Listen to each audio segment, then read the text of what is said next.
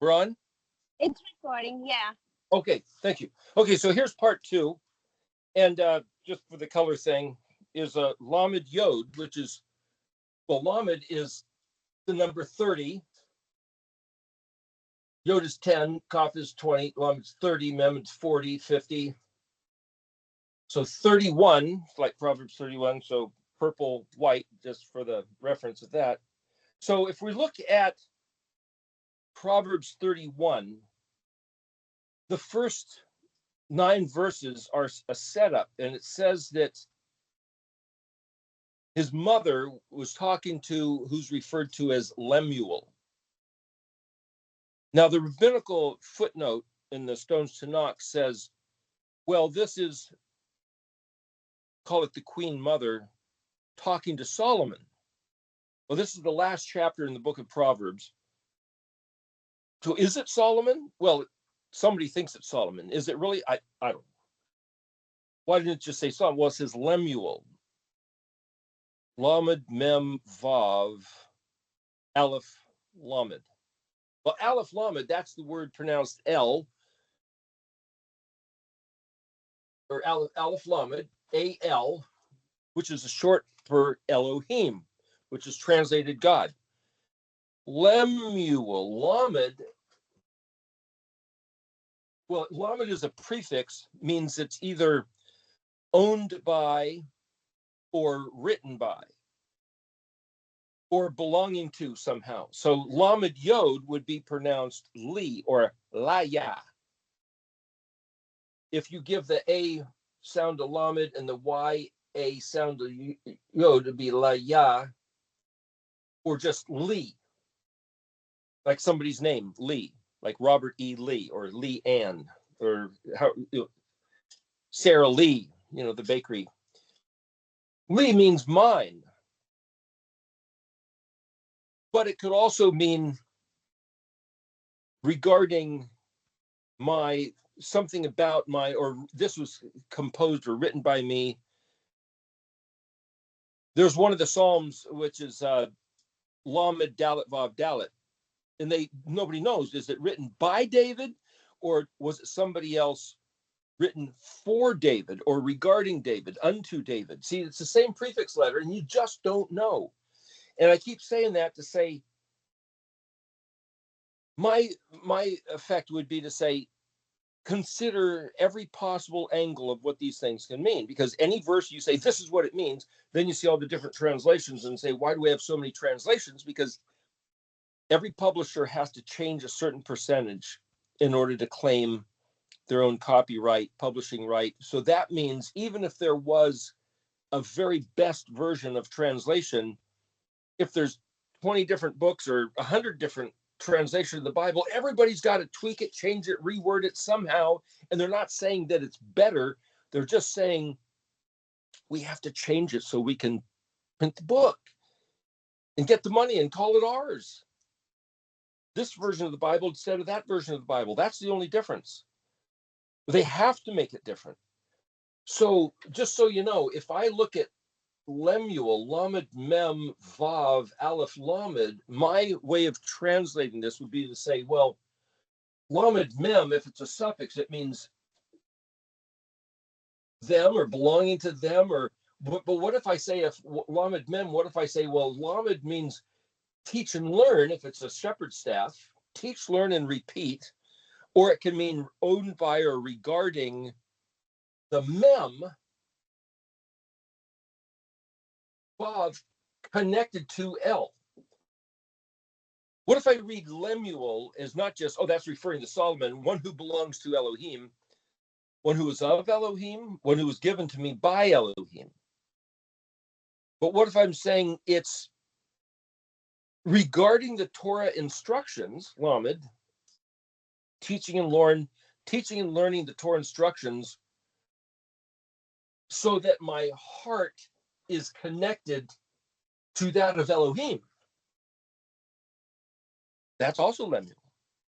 But see, now I have to wrap my mind around my value of the letters, not just read a translation of the letters. So there's this other word that bumped into elsewhere that was spelled mem nun kaf. You could spell that manaka. So what would that mean? Well, nun kaf is where you get, it's pronounced nick, as in nicked and dented. So if you go to buy an appliance, brand new appliance, say it's going to cost $1,000, you could find one that's scratched and dented or nicked or damaged in transit. It works perfectly good. It's just the outside of it got a big, somebody kicked the side in. Doesn't affect the workings of it. Yeah, you could save a few $100 if you get nicked and dented. Okay, so it's discounted because it's been beat up a little bit. Well, who do you beat up? Scoundrels or wicked people. So nun kaf can also mean scoundrel and wicked, or one that's beaten. Maka, mem kaf hey, means to be slapped or smacked or smited or beaten. So if you look in the dictionary, mem kaf, to strike, nun kaf, one who is struck or to get struck. Because the nun is the action, the mem is the object. See, mem and nun are real close together. They're both the action of doing something, but one is maybe the tool or the time or the place, and the other one is the action itself happening. But kaf is this open hand. So you picture they slap you on one cheek, then turn to the other. What does that mean? What is that whole thing of being struck on one cheek or turning and having to do with mem nun and kaf? But I could say if mem is the place, the heart, nun is that which projects from the heart, and kaf is that the open hand that smacks you? Or wait a minute, no, what if the hand reaches out to help you? Or what if the kaf is just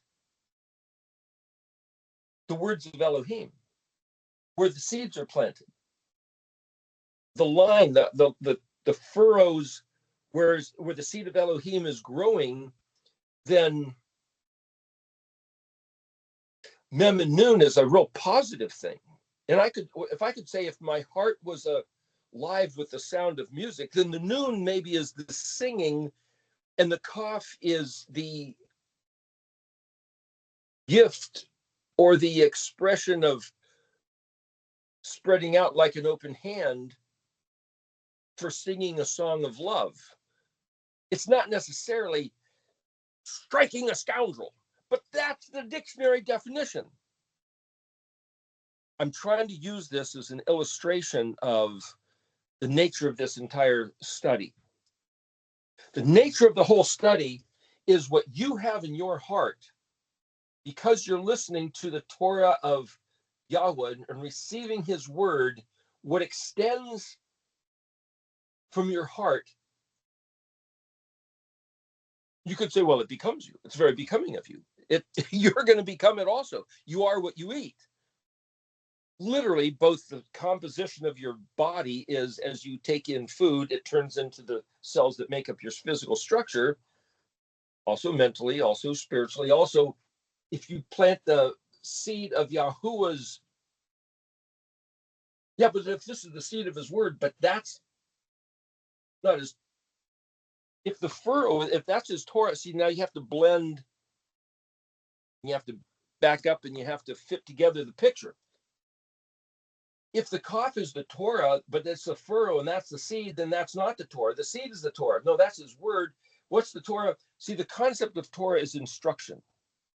That being his people, he told us, this is what you do, this is what you don't do, and this is how it works. Yeah, but is he fooling you? Is he going to try to pull a fast? Well, that's what the serpent said in the garden. Yahuah, Eve, Yahuah. He's not telling you something, and he's trying to manipulate you. He's trying to take advantage of you. He's trying to use you. He's trying to, and she goes, oh, really? Hey, yeah, that sounds reasonable. So the big question is like, what did he say? And if we're going to go with that versus, hey, wait a minute, there's some suspicion here that he's not being on the up and up, and we ought to doubt him and wonder, and maybe we should do something different than what he said, because now I'm thinking that I know better than him, or I'm now aware that he's trying to keep me trapped and I'm going to weasel my way out. But see, that whole concept of now we're at odds with what he said. So the question is, well, what's the original sin? They ate of the fruit of that tree that they weren't supposed to. That's the original sin. No. Is the action the sin, or is the inclination to doubt, to be suspicious of him, or to not? It was the original sin to entertain the notion that Yahweh wasn't such a great God. He wasn't so righteous after all. See, to say, well, Yahweh's righteousness is that he always does what he says. So therefore, take that as a given, and everything launches from there. Everything is, whatever he said is the way it is. And I can trust. So I had somebody say once regarding the Hebrew and the King James translation or any English translation, if you're telling me that I can't just simply look at these words in this Bible and base my life and base my hopes and do what it says, that's wrong, then we're done, because now you've unsettled everything, and now I'm sounding like that serpent who's undermining the stability of the faith. That's not what I'm doing. That's not what I'm trying to do. That's not what I think I'm doing. What I think I'm doing is saying, if we really knew the difference between the English, the Greek, the Latin, the Hebrew is the only thing we can trust, because each one of these letters is a solid migdal of Yahuah's personal identity, Ruach, Yahusha, his kingdom, and they're all established on this foundation of these Moedim, which are exclusively his identity. So much his identity, he called them his edi, bejewelment, Ein Dalet Yod, Memvav, objects of identity. And so for us to comprehend and understand that these Moedim are not just Jewish holidays, they're not spiritual woo-woo, they're not some foreign culture, they are the objects that lock in Yahweh compared to any mistaken character attribute of Yahuah. Something about those Moedim, which include the Sabbath day, are such fixtures that he invented, that he placed. They're the Migdolim. And that they're fixed in place, which is Yesod. So the Amad Basodi, the Amad is that which is set up and standing like pillars, paginated columns, located exactly where they are to function, and cannot, will not, never be moved. They're locked in, Basodi. And to comprehend what that is, Yamad Basodi, Jeremiah 23. That's understanding the Moedim and the letters that are fixed on the Moedim, and therefore the only way to read Yahuah's actual words and know what they mean, that Moshe would have had to know or realize, or at least write as if that's what they are, and they're so locked in that even if Moshe didn't consciously know this, the fact that we can now determine this is beyond understanding, seeing to the other side of the universe and outside the universe into Leolam, the infinite realm of what's real, true, locked in as absolute truth. That's what this stuff is. And it's fixtured by the Migdolim, the towers of these 7 Moed plus the Shabbat, that makes a total of 8. But the fact that each one of these other letters are also, so there's essentially 22 of these Migdolim. And to see that, did Paul see it? When Yeshua said, I've got other things to tell you, but I can't tell you about it, but I'll send you the Ruach, and he'll lead you into all truth. Did the disciples know this or see this? I don't know. I've tried to look back through different writings of Paul and even David, and David wrote about the letters, and David talked about, oh, in Psalm 119, your Torah is so great. But I don't see where David actually talked about the letters. So David might not have even seen this, which is to say, is the regard of this language, these letters, as being Yahuwah's identity, is that the restoration of the kingdom within you?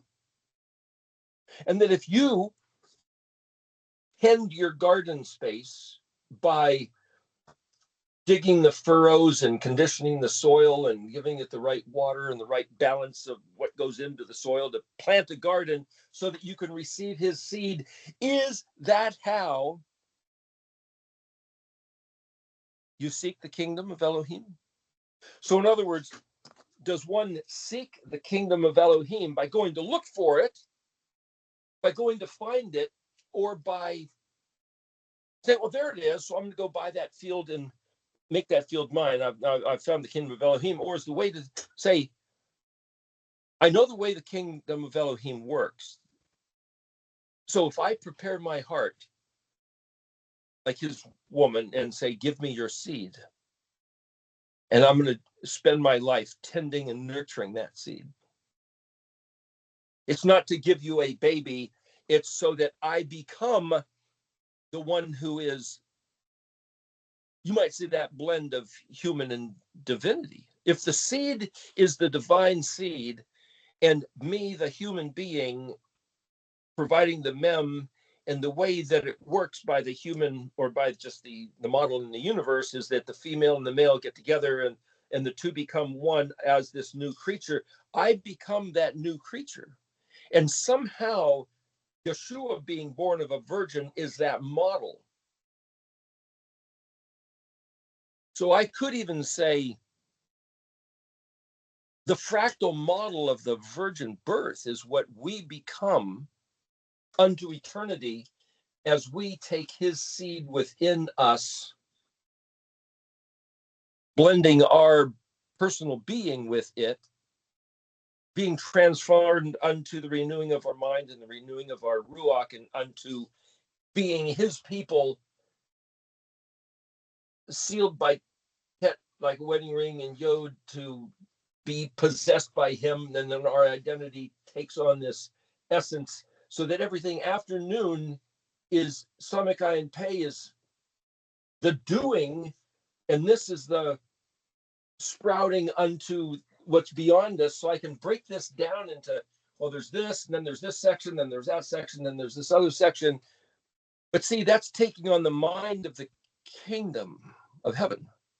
And to have that restored to Israel is not just, oh yeah, they get to make everybody else do what they say, and it's like, there's nothing to do with that. It's for me to comprehend who is Yahuah and do what he said, and to do it with an attitude modeled by Yeshua. So if I sit here and say, okay, now I believe I sent this stuff to Nicholas a couple of weeks ago, and you guys might have it, or you can put it up on the chat. But so this is a little bit lengthy, but let me try to go through this. So if I look at the way Proverbs 31 is constructed, starting in verse 10. Now there's the first 9 verses, and what basically it's saying, just briefly, there's more to it, which is another story. I'm going to try to deal with verses 10 through 31. But the first 9 verses, where Lemuel's mother says, hey, listen, you have an obligation as a responsible king, a prince, somebody who has to deal with other people. Don't be given to wine, to alcohol, where you lose your sense. Your voice needs to speak for those who have no voice. The widow, the orphan, those who are getting a lack of justice. You need to keep your wits about you. And then she goes into, starting in verse 10, this, and it's like, what does this have to do with what she just said in the first 9 verses? That's a different matter. It says, don't give your strength to women. Yeah, but that's what Solomon did, didn't he? 1,000 wives and concubines. Didn't he take the advice of his mother? Solomon, you need to keep your wits about you because you've been given an obligation, your job in life. And I could simply say this about that before proceeding. If seeing this stuff is so impossible that most people have never seen it. Did David see it? Did Moshe see it? Did Paul see it? I don't know. It's not so obvious. Did the devil and the evil ones see it? If they had, they wouldn't have killed him because they would have seen that he would have done this and resurrected and come back. And it's like, is this the restoration of the language? Is this the restoration of the kingdom? Is this the to see this? Is this what was written as a prophecy before the foundation of the world? Is this the LAMED-YOD of Jeremiah 23? If that's what this is, then this is so huge that the responsibility that each one of us has that sees this, like what she was saying to her son, is like, open your mouth to those who have no voice, who have no comprehension, nobody to stand up for them. In other words, what does this got to do with open your mouth for them? This is the language. This is the reality. This is just to mention something that has a whole nother subject. Is this the opening of the pineal gland? Oh, if you play certain music, sing certain songs, say certain prayers, or do certain rituals, or listen to what the Egyptians or the Essenes or the Vatican or the Illuminati or these guys or those guys all have told other people, hey, this is the secret how to get that thing open and quit drinking fluoride and blah, blah, blah. Is it seeing this? None of those guys are going to mention it. But think about that. If the pineal gland, the center of the brain, is the seat of Elohim, is the place where physiologically the body of a man, that's the juncture, that's the place where divine meets human within you as a certain type of consciousness, as a place where the functioning, then that means, the pine cone thing in the Vatican, it was all to say, here, this is the target, and it goes on from there. But what I'm saying is, as you think, if the kingdom of heaven is within you, then the way you think about these letters is the thing which has been tried to be blocked by who, for how long, and what is it to see this? And then what is the effect of what's going to happen? What are the ramifications if you see this? And then if you try to, Proverbs 31, open your mouth for those who have no voice. The Aleph Lamed Mem Tav and the orphan. Anyway, it starts off in verse 10, an accomplished woman who can find. Now, I'm just going to deal with the first word of each verse first here, meaning similar to Psalms 119. In Psalms 119, there was 8 verses. The first letter of each one of those 8 verses was the letter of that section. So 8 verses all start, the first letter of the first word of each 8 verse was the Aleph, and then 8 verses, the first letter of the first word, all were Bet, and then Gimel, so forth, all the way through, 22 sections. Here's a little different. There's one verse, one letter is starting with that letter. So when it says Ashat Chayil, the word Ashat, Aleph-Shin Tav, is the word translated wife, or maybe woman. But Asha, Aleph-Shin Hey, is the word woman. Ashat is particularly a wife. Chayil is hyphenated with the Ashat, but it is basically military or soldierly. A soldier woman? What does that mean? She's supposed to be in the army? What's the attitude? Chet Yod Lamed, Heil.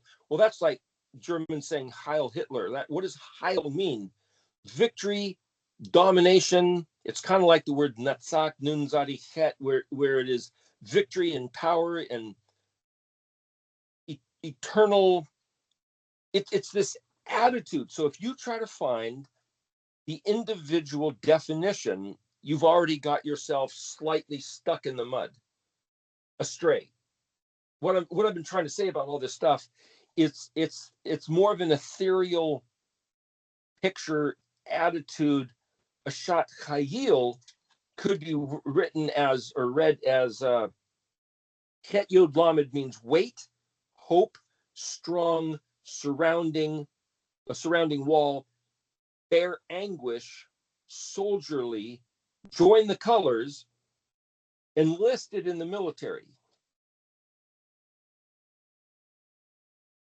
A wife who joins the colors, enlists in the military, and then takes that with a certain type of identity, of dedication, of I'm all in. Now that attitude is going to be through the whole thing and will be elaborated or detailed, but that's the attitude of us having prepared our mem for his seed. To join the colors, blue, purple, red, white, it's like University of Oregon is emerald green and this golden yellow, green and yellow, kind of like the sun in the garden. That's the colors. You know, UCLA was powder blue and gold, kind of like sky blue and the Golden State. Why the different colors? Well, whatever colors you wear, that it's joining the colors is military. It's like raising a flag. So the phrase, just saying, join the colors. So the Ashat Chayil is the woman who joins up with her husband, and it's like, I'm all yours. Take your name. Take your dreams and your goals and your whatever you ALEF-BEIT, whatever you want, whatever you don't want. I'm right there to be the surrounding wall. I'll protect you, defend you, work with you, and ride on the charge with you. I mean, whatever that is. That's the attitude of the woman that he's talking about here. And we're just looking at the word ashat, but it's hyphenated with chayil. It's translated accomplished or successful or valiant, but it's none of that. It's the attitude of like the entire German military raising their hand in salute and saying Heil, Chayil, that we're going to take over the world. It's the attitude of Israel being given the kingdom of heaven to promote across the face of the earth. Yeah, what heart do you have to have? It's not a job, it's a being. With his seed in your heart, where you regard the teaching and learning of his Torah. If you understand what Torah is, it's a little different than chok, but it is chok, which is different than dabar, but it is dabar. It's the culture, it's him. It's Yahuah. It's what he likes, what he doesn't like. It's the way his heart is, the way he thinks. It's Yahusha. It's the Ruach. It's his people. It's the treasure. It's the beauty. It's the kadoshness. It's the radiance. It's the glory. It's the prestige. It's all that and more. And to say, I want that to be me. I want to sign up for that. It's not just choose life or death. It starts with that, but this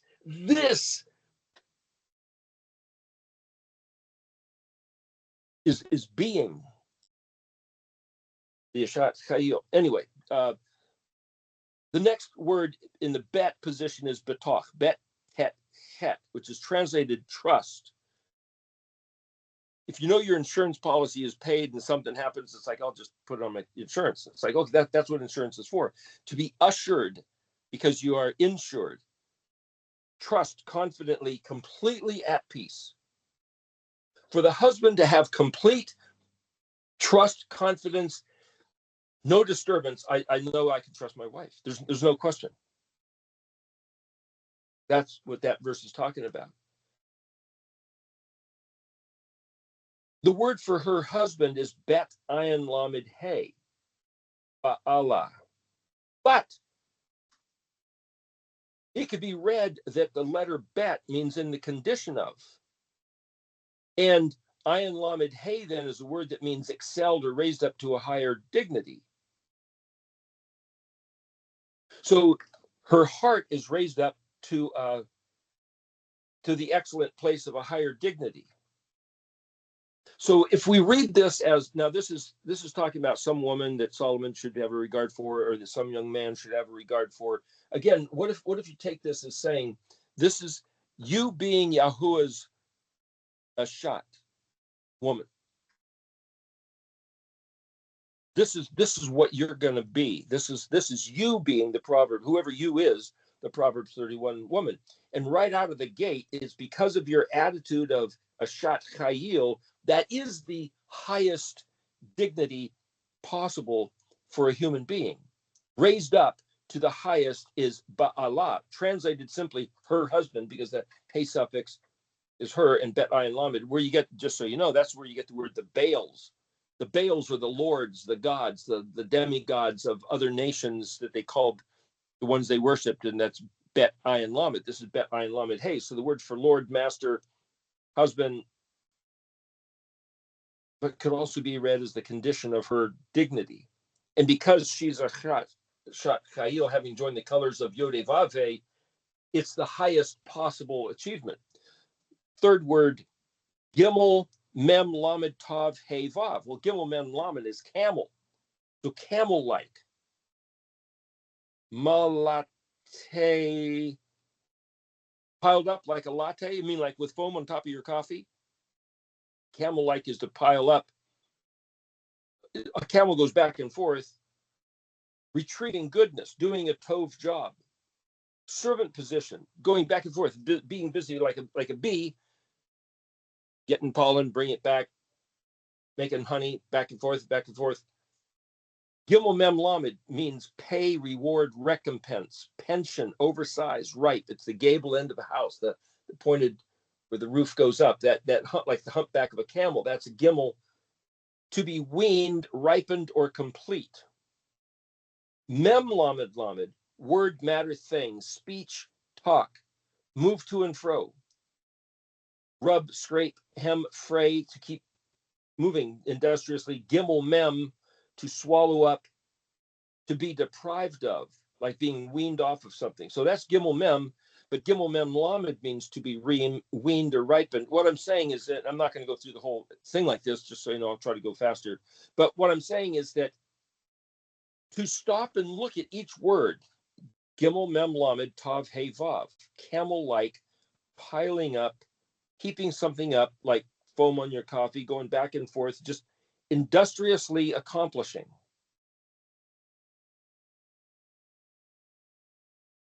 Swallowing up words. Well, I could say, wait a minute, us sitting here and taking a couple hours every week going over it and over it and over it. Gosh, we keep going over all Yahweh's stuff. Why? We're doing exactly that. Gimel Mem Lamed Tav Hey Vav,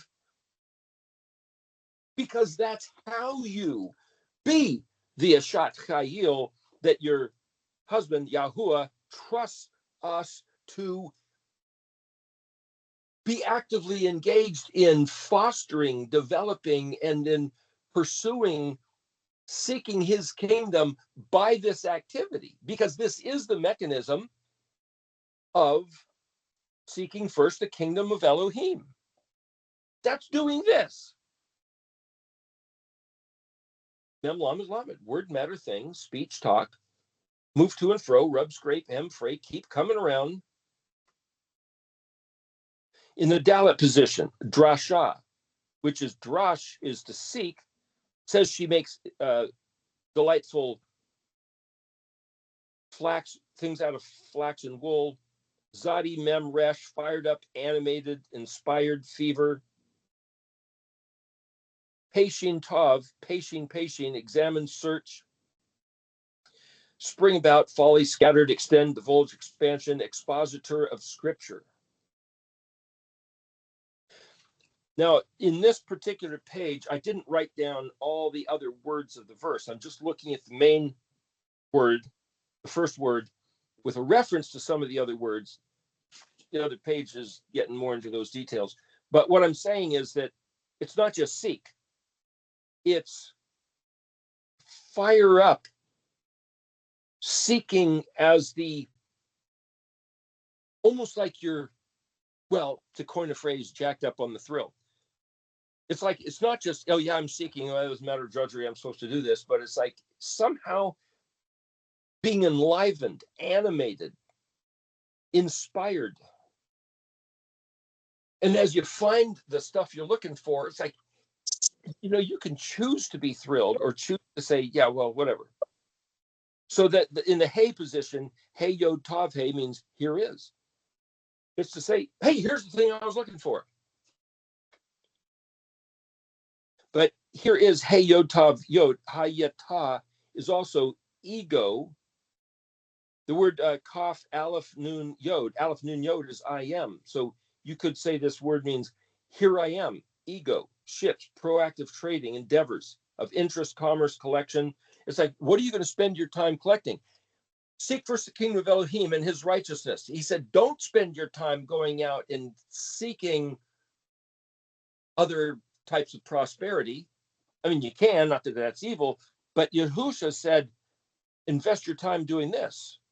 How do you do that? How do you seek the kingdom of Elohim? I'm suggesting what I found is that doing this with the heart of the woman of Proverbs 31 is the answer to the question, how do you seek first the kingdom? Here it is. This is the thing. Reading the words backwards now. I'm going to take this as ego is my identity that I'm delightfully seeking and finding, and I'm going to be busy about it as one who has joined the military and say, this is my bailiwick, my occupation, my interest, my collection is like, I'm going to do this. And if part of me just goes, I'm worried, it's like David speaking to himself says, soul, why art thou downcast within me? I will again praise Yahuah. Rejoice evermore. Even Yahuah believe also in me, man. Come on. Oh, come on. Your microphone's open, by the way, just so you know. But thanks for the encouragement. In the Vav position, Vav, Taf, Kuf, Mem. Well, Kuf, Mem is where you get Kom to stand or to rise up. But see, Kuf is also up, pouring out, like position in the heavens pouring out. So I could say this is a confirmation, approval. While yet still night, custom to be imitated, a role model to employees, she gets up and gets going. It's an attitude thing. Zamama, Zion, Mem, Mem, Hey, muzzle, evil device. Your microphone's open there. Thwarts destruction, takes hold of fruitfulness, connives righteousness, intentionally, forcefully plants a garden, a meadow like a banquet of the best stuff. Thwarts evil devices, puts her ingenuity towards how do I plant good stuff? How do I plant Yahweh stuff? How do you seek Yahweh's righteousness? Know that whatever you do comes back multiplied. So Yahweh even says in other verses, other places, he says, if you know how this works, plant righteousness. If you know that whatever you do is going to plant a harvest, see, there's times when I've thought, years past, it's planting season. Hey, it's springtime. I got no seeds. Yahweh, give me some seeds. What do I mean? Not necessarily just give me some seeds put in the dirt, but give me something to do, please, where I can plant a seed into my life that I'm going to harvest the crop of later. Oh my God. They be any more blatant. There was a guy that I knew who prayed, Yahweh, give me some old lady widow so I can bless. And one of my clients happened to be some old lady widow, and he says, let me go with you. I want to just go there and bless her. I want to be kind to her. I want to talk to her, just bring something to her. I want to bless a widow. Yahweh, give me some seeds to plant. Bless an orphan. Bless somebody who, open your mouth for them. Chet position. Chet, Gimel, Resh, Hey. Equipment, gear, tackle box. She girds her loins, strengthens her arms. What she learns As a refuge of strength, what she gives out is encouragement to share. What you bring in, you gird yourself so that you're in a position to reach out and give to others, kind of like mem, nun, kaf. Same kind of picture. That's the het position. Tet, ayin, mem, hey. Taste, perceive, flavor, discretion, discern, reason, cause, decree, command, reevaluate her own hey, kind of like samek ket resh. Ket resh, hey, why are you angry? Doesn't rationalize, look for excuse. It's not just because I want to. It's like she has this introspective, which is the ironing of oneself. And it's like, keep an eye on yourself. It's like, well, you got the right attitude. You're doing this for the right reason. Are you industrious? It doesn't mean you can't rest. There's a time and a season for, there's winter, there's spring, there's summer and fall. And it's like, well, okay, things have to take their course, but are you playing into the occasion? I mean, it's just a matter of observation. Taste, perceive, flavor, discretion, discern, reason, cause. That's in the tet position. In the yod position, yod dalet yod hey, reaches out her strong hand like a princess, fit, proper, skilled, right, suitable, worthy, fair, honest, decency, trained, prepared, talent, aptitude. Her hands, like her mouth, supports when you need a crutch, properly according to the qualification. Compelling virtue, not just blowing smoke. Cough, pay, hey, wrestling to invert, overturn waywardness. Also, there's a word in that verse about horsemanship. Explain, declare, clearly, clarify, distinctly, exact quality. As a parent, she extends her strength to the longing, they who want, with a craving desire.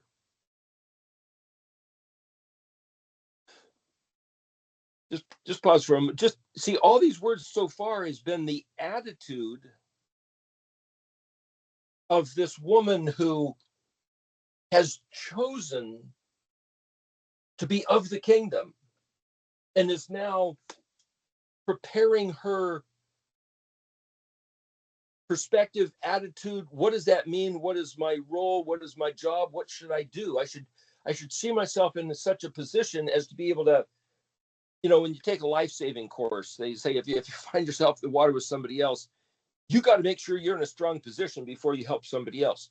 If someone's thrashing about, turn them around and you swim with your hand on their jaw so they can't pull you under. It's that same kind of a position. It's like, how do you position yourself and how is your inner fortitude so that you can extend your resources of strength to somebody else who's in need of it? And all of this is about that. In the lamed position, lo tira, without fear. Snow? Hey, my household has scarlet wool clothing, all of her house. They see a whole different reality. Mem, resh, bet, dalet, yod, mem. Stratified layers, spread out, mosaic necklace. She makes for herself linen and purple garments or variegated stones. Nun, vav, dalet, ayin, famous, evident, well known. Her husband among those who calculate, know the value, and promote the Shabbat. See, the word Shin Bet Tav is translated, that sit in the gates of that's the big shots of the city. But you could also read that, those who know the value of Shabbat. Her husband is also one of those regarded as those who know. The whole idea that she makes for herself linen and woven purple garments, there's something about stratified layers, mosaic. It's an artistic flair of what? Not just making clothes, but it's this artisticness of appreciating the elements that we were given and told. I mean, we're told to not mix wool and linen. We're told that we should wear linen, wool, natural fabrics, you might say, leather, cotton, whatever. But what I'm saying is not polyester. Why? Well, they've found negative frequencies, and that those will cause harm. And there's healing in natural fabrics. But to say, listen, she knows, she gets it, and she puts her hand towards making sure that her household gets the benefit of the truth, of the way things work. And her husband is known as one who, wow, this is his wife. He's about the same matters. Samik Dalit Yod Nun, linen sheets. But see, that word sadin is also anvil, workshop, like a tree trunk. She makes merchandise to sell, a gear or belt given to merchants or traders, wholesale to retail. Well, she's industrious for running some sort of a business, you might say. Anvil, workshop, linen sheets. But see, Samik Dalit is a foundation. Sod, Dalit Yod Nun is to judge or make a decision. To know the Amad Basodi, that's Samik Dalit or Samik Vav Dalit. So it's understanding all this stuff so that you can know, so you knowing the engineered structure, know how to make the right decision in business or in whatever the affairs are. So again, it's not just the translated word of Sadin or translating the verse, but it's being the person who takes the time to understand, to be able to discern, Dalit Yod Nun, Dan, judge, referee, make an intelligent calculation about what is of the kingdom, what is not of the kingdom. How does this fit in? The next word, Ayin Zion, hyphenated with Vav He Dalit Resh Oz Ve Hadar. Hadar is like Adar, which is glorious, strong, majestic.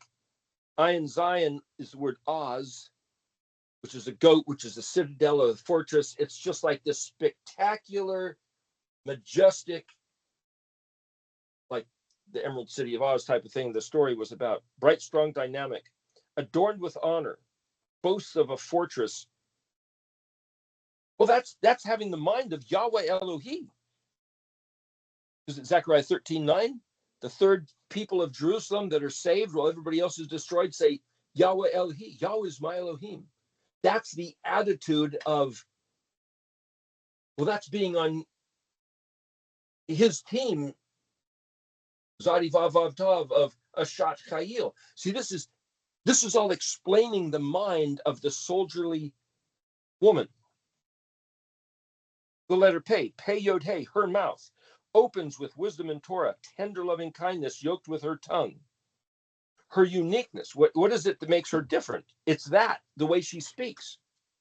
Zadi Vav Pei Yod He, honeycomb, nectary, overflowing. Watching out for the preceding manner of her house, the bread of idleness she doesn't eat. Joining entertaining laziness is not even comprehended or sustained. She's a flowing honeycomb.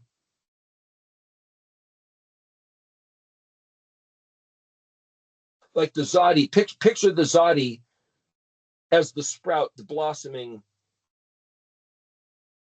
You know, we have these orchids that never seem to fade. I mean, every day those orchids are just there. I mean, a little bit of water, they go on for months.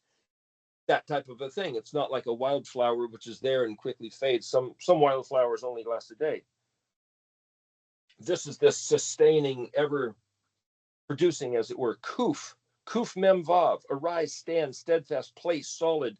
Her children, what she has built, her formidable understanding, straight, right, blessed, valid, authentic. Her husband commends her and praises her. Resh bet vav tav, numerous, important girls doing chayil, and you excel or surpass or rise to the occasion like a flower. The word kaf lamed nun hey, longed for, adorn, praise, glorify, beauty. There's a lot of girls doing chayil, but you have excelled. It's not like you're the only one doing any of this. It's just this concept. Resh bet vav tav is where you get the word resh bet bat, rabba bets, or to multiply, new rabbi, increase, multiply, important. Shin kuf resh. Now here it says fake, mondacity, untrue, not authentic. And it goes on to say, charming or flirtatious, cute and coy, vapor, steam, vain, fleeting is beauty, but a woman who sees and fears Yahuah, she should be praised and acknowledged. So the real beauty, the essence of the reality, not necessarily your physical appearance, not that that's against that, but it's saying You see, to realize that these are not just words, but they're in the sequence. To know the sequence order and then to be able to read the sequence order, the fact that this comes right on what is the flowering beauty? It's not just about charming or cute or physical beauty. It's the inner essence of that flower. Anyway, the last one, Tav Nun Vav, hyphenated with Lamed-Hey. Tav Nun Vav, Tav Nun is to give a gift. Nathan, Natan is a gift. Nun Tav Nun. It's the action of Nun of, but Tav Nun is also stipulation and teaching. It's also teeth in a jackal. Lamed-Hey is that which belongs to her. Give to her the fruit of her hands. As she has fertilized as a butterfly, all her goings about doing all this stuff, give to her. Well, see, if this is like unto eternity, as she has nooned, as she has become, give that to her as unto eternity, going into the future. What she puts her hand to, may it be turned into hair. See, the word hair isn't, it's like hair. Well, that's what's regarded as a woman's beauty, having something to do with her hair. So the value of her actions manifest as uncovered, or the secret made known. The hair is manifest of the adornment of what she eats. What you eat turns into your hair. In fact, they can cut hair and analyze what you've been eating. Or I know somebody once, they went to get a government job and they took a hair sample and they said, "Hey, you were smoking pot, so you can't be hired. You're out of here." No, I wasn't smoking pot. I don't know what you were doing, but there's oh, wait a minute. I was sitting in the car and my friends were smoking pot about 3 months ago. Too bad for you. It's in your hair. Get new friends. You're out of here. We can't hire you. It's like, wow. Is that the way it works? Anyway, that's this one page. Then what I did, and this is available, I hope, on the chat, is I wrote down every verse, every word that could be read through exactly. A couple pages of that. And then another mechanism is take that, and instead of giving you the standard English translation of word for word, it's like, okay, I'm going to try to paraphrase it, putting it all together, which is what I'll read now. Aleph, the role of her wife engaged as on a mission, fulfilling an entrusted duty for which she will give an account and review, which is Pekuf Dalet, Fakad, which is like giving you the talents and then come back and say, what did you do with the talents? So the role of the wife engaged as on a mission. My mission is to be this wife and to do the job right. To the heart of her husband, trusting her heart in absolute confidence without fail. Gimel, her life equated to the nature of the sea, various and responsive to the weather, yet constant. Surge after surge, ebb and flow, waves of good benefit, never evil. Now, why did I mention the sea? Well, if you go back and you look at these words in here, one of the words is all the waters of her life. Yod mem yod. Well, that's the sea. So it's like, well, you're not going to read that in the English translation. But again, it's going back and looking at each word. Dalet position, endeavoring, seeking, actively, delightfully studying scripture, expounding. She captures it and makes use of it accordingly. Practical, not just theory. Hey, expansive horizons. She imports what's interesting to her from afar. Here I am as a consciousness, not a declaration to others, but it's engineered nobility. Vav, rising up industrious, even while still it's night, she gives blended smoothies to her household. That's one of the words there. Established procedure to be imitated by her crew, she sets the pace. The garden she eats from provides her sustenance from what she feeds those dependent on her. Zion, she muzzles destructive schemes. Her mouth intentionally eats the fruit from her own garden, source of all benefits. The fruition of her mouth is the extension of what she put in it, with what her garden is fertilized by. Ket, and I'm saying this, some of this is a repeat of what I just went through, but I'm saying it differently. So like Lamed-ing again and again, I'm just trying to show you a mechanism. I'm trying to illustrate a mechanism of how to study, like we talked about last week. Het. The gear in her kit bag, her toolbox, is professional, artisan quality, serious equipment. She teaches from what she has found, confidently, courageously, her arms extended. The task, analysis, process of scrutiny by which she has equipped herself, she dispenses.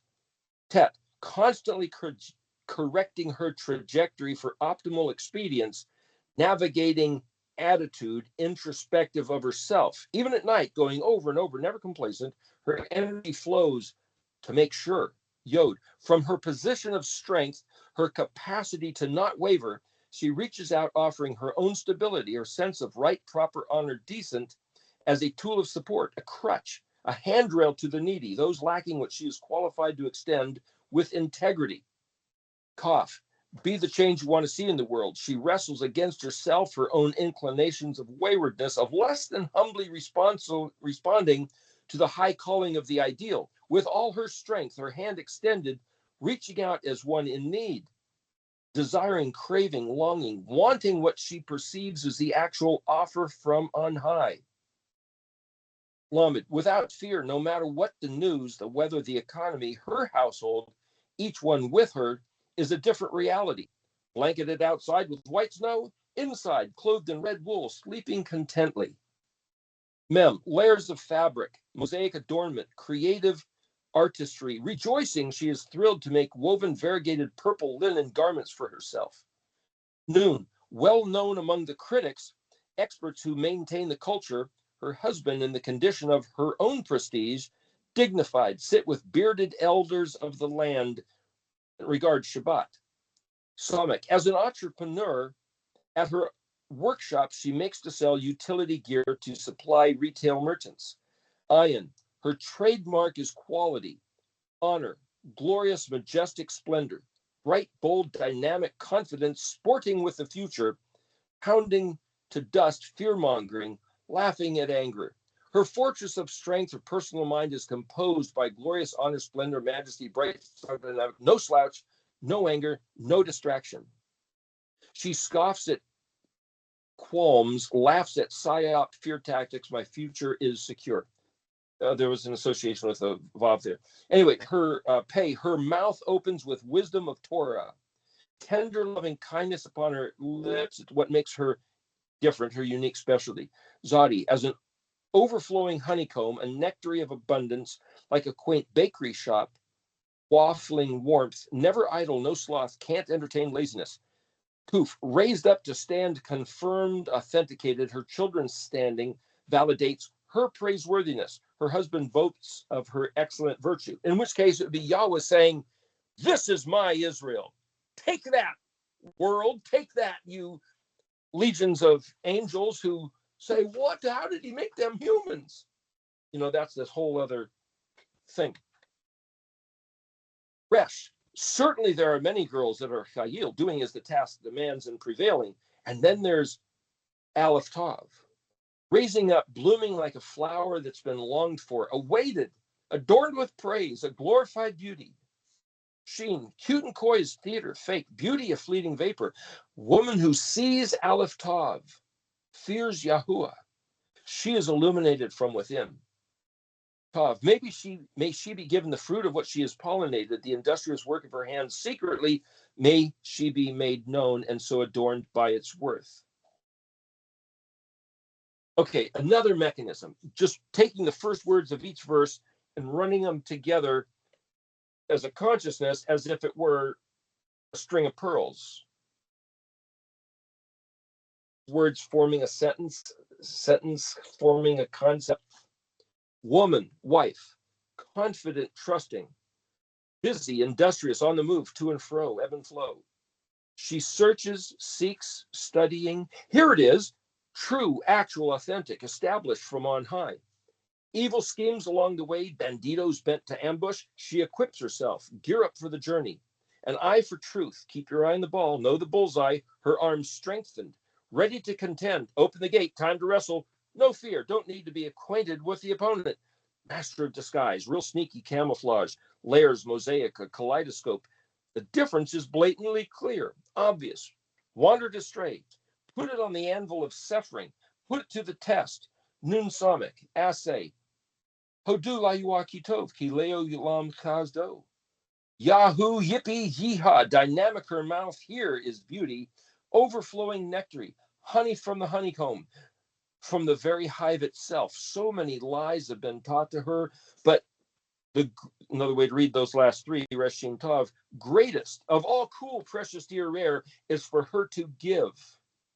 The gift to her is to be the gift to others. That's all the first words of Proverbs 31. So one other thing here, Proverbs 31:3. Don't give your, this is his mother telling him in the verse 3 of Proverbs 31. That was starting in verse 10. Don't give your chayil to those who don't know, don't care. Energy vampires. Some women, don't just give your chayil to women. I have trained you the way, the manner, the protocols of one who is responsible. You are recognized as king, acknowledged authority, trusted as an expert. Protect your brain. Keep your head. Don't be a stoner. It's not your place. You will be held accountable for what you have been entrusted. Pekuf Dalit. Your het, all you comprehend, is given to you as your pedestal to equip you to accomplish your purpose, your role, your mission. The talents provided to you are for you to put to use. Champion the cause of the trampled, the widow and orphan, those without a voice, denied justice, hounded by vultures. My son, find your Ashat Chayil, more valuable than rare, expensive, beautiful pearls, difficult to find. Where might you go to look? How would you recognize her? You must be one to know one. Let me address one of the, how much more time do we have here, Carla?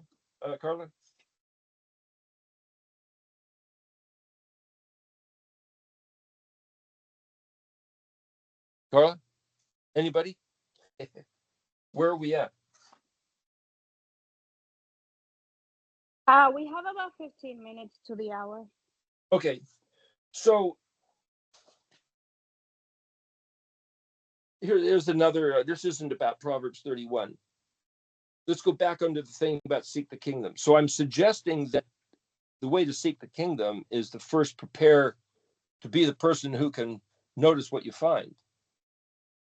If you're going to seek the kingdom, how do you know whether you found it? There was some guy, call him some kid, much younger than me. I was working on a job many years ago. And, we're trying to do some construction work, but, a little bit of banter talk here or there. And he said something about, in his whole life, he's never met anybody who knew the truth. Oh, yeah, well, that's interesting. So I waited for a while, and then I said, I know the truth. Kept working. At the end of the day, I said to him, you said that you've never met anybody who know the truth in your entire life, as if that was some quest, as some goal that you had. And here, you don't even know me. You don't know what I was referring to, but I said I knew the truth, and you didn't ask. It's almost like you don't want to know the truth. You don't want to know anybody who knows the truth because you value, hey, I don't know anybody who knows the truth, as that's some thing that gives you some preeminence. Because if you knew the truth, or you met somebody who knew the truth, now you'd be responsible for the truth. And that's so much of a burden that you don't want to have that burden. So you're going to stay in your ignorance of, I don't know anybody, I can't say anything. He still didn't ask. Well, what do you think it is? Or why do you say that? He didn't ask. I didn't tell him. I let him go, never saw him again. There's this concept of, do you know yourself? Do you know who you are? Do you know who you could be? If you really could put Yahuah's word into your mem and knew not the other side, zodying unto rest status, unto eternity, leolam, beyond anything you know. You don't know how it works, how it fits, what you're going to be, what you're going to do, or you don't know nothing other than we have a promise that the apostle said was beyond anything we can imagine or calculate or give weight to, so beyond. But what we're given here and now is the means to equip ourselves unto that task, unto that life, that eternity. And the way to do it is in this formula right here. What we put into our mem of his seed, of his word, and the harboring of our attitude about his Torah instruction. Just like the caterpillar going into the chrysalis, dissolving mem, becoming an aqueous solution, reforming noon, and then being composed of this whole new body of a butterfly sprouting, coming out of the chrysalis, sprouting and flying up into the air, drinking nectar from the flowers rather than chewing on leaves. That same transformation into a whole new life. The mechanism, this is a formula mechanism that he's given us right here. He will have power and capacity to prevail and contain it all. That's Yod Kaf Lamed. That's the meaning of the word. So even in the spelling of the words, look at every 2 letters, every 3 letters. I put together a chart. I'll try to find the PDF file and give that to you guys. But years ago, it was called Organic Devarim. The point is, it's written right here in the words, right here in the letters, that this is the mechanism that he gave us. Yod Kaf Lamed Mem, the 4 letters. If you look at a menorah, there was 4 cups on the center stem, 3 on each of the rest. So you have these 3, those 3, those 3, 4, and then 3, 3, 3. Then it's like, what is he saying by this engineered design of the menorah? See, the more you sit and ponder these things, it's not of this world. It's certainly here. This is what we are. This is why we're in this world doing this stuff. This is the, as I said before, this is the kingdom of dark, within the realm of darkness. This is the eternal thing. So to comprehend that these moedim, that these letters, that this consciousness, this mind and heart of Yahuah, which are in his moedim, his Shabbat, is what he gave us by which to blend with him, as it were, to dance with him.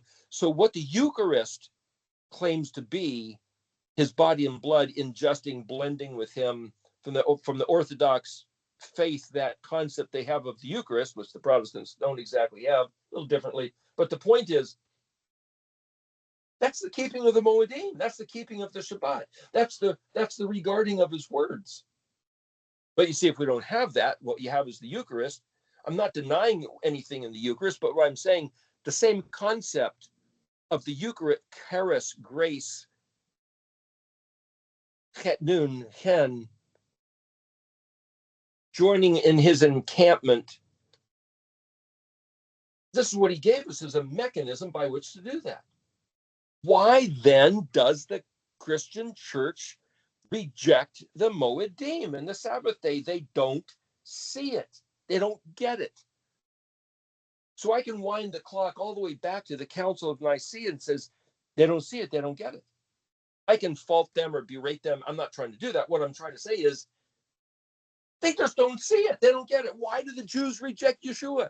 Because the Jesus of the Christian church rejects the Moedim and the Sabbath day. I can point the finger at that and say, well, there might be other reasons, but there's at least that.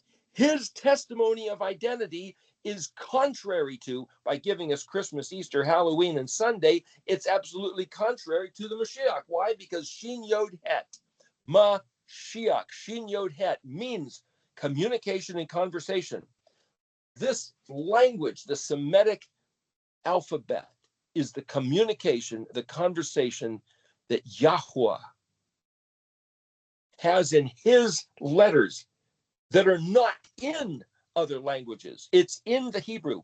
And in particular, if Daniel changed the words in Daniel 12 and hid the letters and the words, sealed the book by making them modern, you can't see it in the modern unless you know how to read it. It's in the Paleo. That's where it's hidden. So if I can say, is it now you'll restore the kingdom to Israel? It's like, is it his job to restore the kingdom, or is it up to me to restore the kingdom by making my heart receptive of his word. And his seed will grow and his kingdom expand. Yeshua said, I'm the vine, you're the branches. There's a picture of the psalmic right there. He told us to understand, but what he also said is, blessed are the merciful, for they shall receive mercy. Forgive us our trespasses as we forgive those who trespass against us. The idea of what goes around comes around. As you plant, so will you reap. Each one of these letters, Yeshua fulfilled something in what he was doing here. If the Jews consider the Hebrew language to be sacred, and we can say that the real Yahusha is exactly filling to the full what each letter means, how can you say he's not Mashiach? Because Mem is the time, the place, the one who, or the functional aspect of the conversation, the communication, the language, the Shin Yod Chet. See, it's all how you choose to define the words, and to realize that Yahweh himself defines his own words. He doesn't play into anybody else's definition. That's why looking at his Moedim and saying that's the meaning of the letters is him. He's not borrowing from Egyptian hieroglyphics where they're talking about their false gods, or Assyrian or Akkadian or Greek or Roman or anything else. Every one of those is a distortion, a permutation, and a lessening of the pure, majestic display of what's in each one of these letters. And so the key to that concept of ayin dalet hyphen with ayin tav, translated simply, until the time. Until what time? If you look at the meaning of the letters and say, what's ayin? Ayin. As a word in the dictionary, ayin means weigh carefully, balance exactly, determine specifically, look, regard, consider, evaluate, wrap your whole mind about it. Ayin dalet, door. What's door? Comprehend door, understand the door, scrutinize the door. What door? It's a choice. Door could be a choice, but dalet means to hang down, poor, and weak. What door? Being born unto the earth. See, what value do you give the dalet? Yeshua claimed to be the door to his father's house. So if I plug that in, what does that mean? Well, if he's the Mashiach, and he claims to be the door, I now have to put my mind to that particular thing, because if I'm going to seek first the kingdom and he claims to be the only door to his father's house, then I better at least turn to that, reckon that, acknowledge that, and say, what does that mean? How does that work? I am the only door to my father's house. Seek first the kingdom of heaven and his righteousness. He provided a door. How is Yahusha the door? The Jews hate him. The Christians have distorted him. What is the truth of the door? If it's hyphenated with ayin tav, Daniel 12:4, until the time is the way it's translated. But what's ayin tav?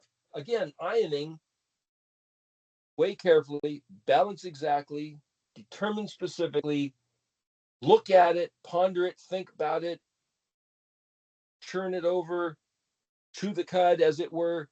What's tav? A tav is a mark, a sign, a symbol, a logo, a gram, a graphic of what? It means something. It's an aleph-vav tav. Any aleph-vav tav, any logo, any mark, any sign, aligned with a circle. Hey, that's a musical note. It's talking about music. Which note is it? If you put a bunch of other lines, you still don't know what note it is. But if you draw a clef, oh, now I know exactly what frequency that note is, because there's more information on the glyph. To be able to discern, decipher, decrypt a glyph so that the meaning of it comes through is ayining tav. So if I ayin the tav of each letter, hyphened, ayin lamed is to be hyphen yoked with understanding the door, and Yeshua claimed to be the door, then the secret code to Ayin Dalet hyphen Ayin Tav is comprehending each letter as a glyph, which tells you who and how and what is Ayin Dalet. But the inverse of it is true in that Ayin Dalet tells you the true meaning of every glyph. It's a catch-22, and coincidentally, there happens to be 22 letters in the Hebrew alphabet. But the phrase catch-22 means you can't have this unless you have that, and you can't have that unless you have this. So you either have both, which are dependent on each other, or you have neither. So the interesting thing in 2004, all of a sudden, that bam, that just sparked into my consciousness, looking at the verse of Daniel 12:4 and realized that's this. If that's the time, which is now, to see this, then like I say, if we go back and say, did Moshe see this? Did Daniel really see this? Did Paul see this? If it's not the time until now, and if Daniel hid the words and sealed the book until the time of seeing this, then Paul didn't see it. And Yeshua didn't see it.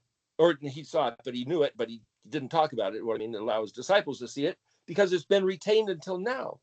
And maybe somehow the evil angels, the evil spirits didn't see it. How could they not see it? But we see it.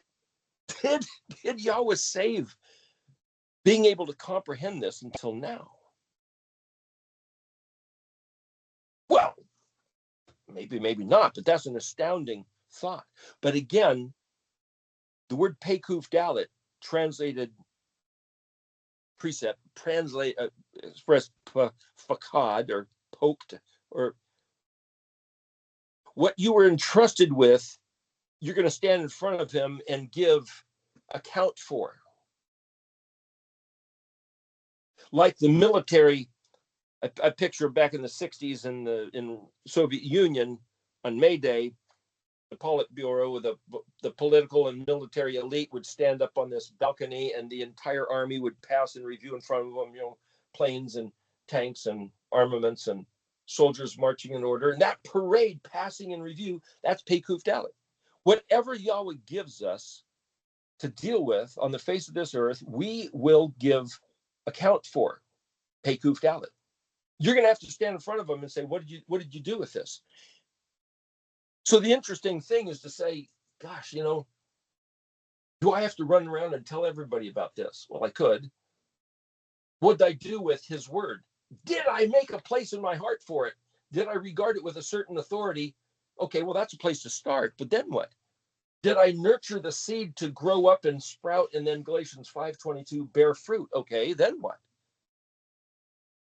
What I'm saying is that by plugging this into Shat Kayil of Proverbs 31, I can use that as a checklist and go back and say, well, am I doing that? So just for what it's worth, I asked my wife, hey, how do you seek first the kingdom of Elohim? And she said, try to do the right things all the time. Try to do the right things all the time. Is that seeking first the kingdom? Your actions of what you do, which are kind of like bearing fruit, are they actually drawing you in closer to him, or are they pushing you away further from him? Here's a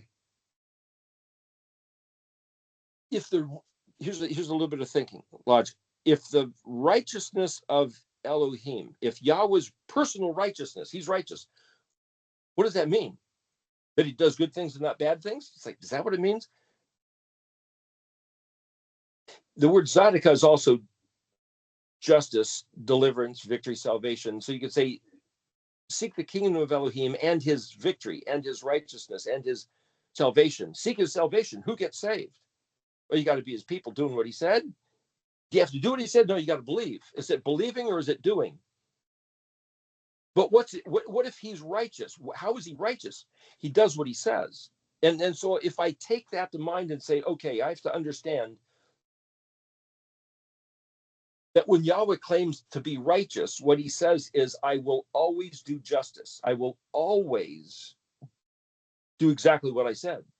And if I say that if you do this, you get in trouble, and if you do that, you get blessed, blessing and cursing, life and death, and his righteousness is, that's exactly what's going to happen. Then for me to trust that completely, I'm going to trust that everything Yahweh said, he's going to do. So Yeshua came and said, I only do what I see my Father doing. I only say what I hear him saying. Because he's righteous, then for Yeshua to be found righteous, when he's baptized, the voice of his Father said, this is my beloved Son in whom I'm well pleased. How did he please his Father? He only did what he saw his Father doing and only said what he heard his Father saying. So it's not like, hey, there's no law or the law is done away with. It's a matter of, I'm going to do exactly what he said. I'm going to imitate the het kuf, the culture of the kingdom. I'm going to do exactly what he said and try to have it, the fruit that I bear, what I look like as I'm being, the samic. Look at the fruit. Look at the eye. The fruit. The eye looks like a fruit that you can eat, and you will eat. You will eat your own ways, and then you're going to sprout another generation. That's a picture of Zadi, so I can read that whole thing from Memnon. In fact, I can read this whole section here as the seed that gets planted within our heart, watered, nurtured, sprouts, bears fruit. The fruit's eaten, plants another generation unto multiple. I can read the kuf as a singular and multiple, the line and the circle, the individual and the host. Yeshua rising up under the clouds, and the host of heaven coming back with him back to the Mount of Olives. See, there's pictures in the orthography. So this whole thing is all about planting. And if the whole thing is about the kingdom, we look at this whole thing another way. The first step of the search is to ask, how do you search? What does it mean to search? What is the kingdom and what is his righteousness? Well, 5 minutes. Excuse me? 5 minutes. 10 minutes, thank you. If I take that question and say, well, the answer to everything, I can plug it back into the alphabet. What if so I'm gonna look at the 22 alphabet letters and say, what if they are a guide, an index, the model of how to seek the kingdom? Okay, what do I do with that? So if he says seek first the kingdom, what's Aleph? Well, if Aleph has to do with myself, and Aleph has to do with the command, so I look back at Daniel 12, which is the line down here on the bottom written out, where it says, the archangel Gabriel says to Daniel, Daniel, here, this is your personal order. Hide the words and seal the book until the time of the end. That's the directive to you, Daniel. And so Daniel says, okay, I have to take this and now do it. But you have to take those words and say, I have to take this as a personal command. Seek first the kingdom of Elohim and his righteousness. I have to take that on as an MShKN, as a personal command. This is what now I am supposed to do, given to do, that I will be fachad, held accountable, and to have to tell him what I did with this command. That's Aleph. But then I have to say, what do the words of that command even mean?